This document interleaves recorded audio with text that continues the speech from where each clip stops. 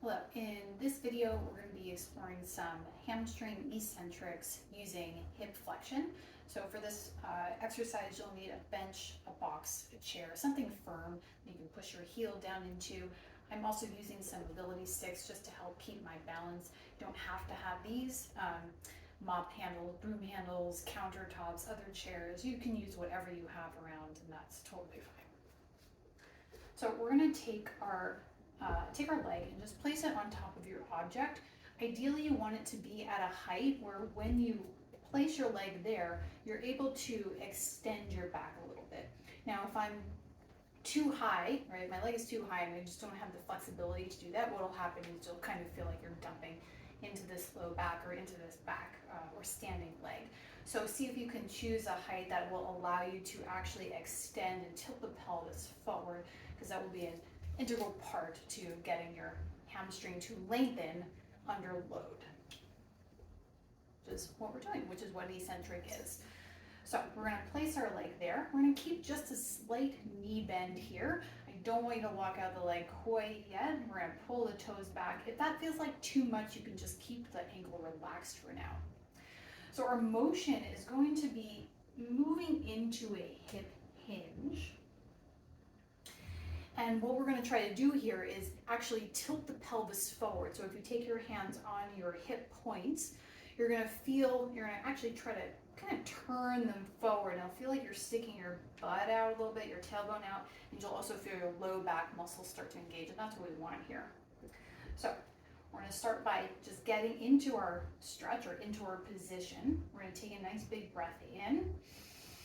I want you to squeeze whatever you have, your hands on your sticks or your hands on your objects. You're going to start to push that heel down into your bench or your chair.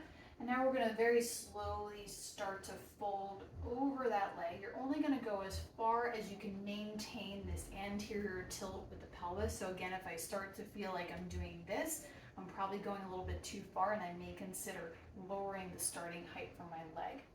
We're going to try to take 5 seconds to actually hinge, and at the end of that 5 seconds, what we should be feeling is a stretch through the hamstring. You probably will feel it all the way up where it kind of attaches to your sit bone here, right where it meets the glute. That's actually what we want.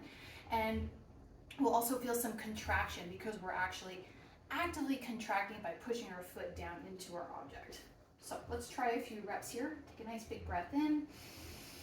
As you exhale, push that heel down. Now start to hinge forward. We're going to try to take our chest towards our toes and our tailbone back behind us. When you've gone as far as you can, you're going to relax and then use your upper body to help you get back into that starting position. Let's try again. Inhale.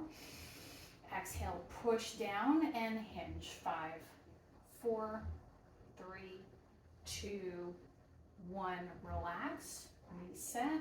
Inhale, exhale, push down and fold. 5, 4, 3, 2, 1. Relax. We'll try 2 more. Breath in.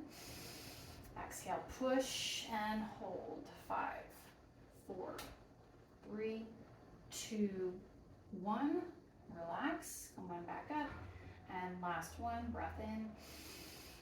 Push down. See if you can push a little bit more.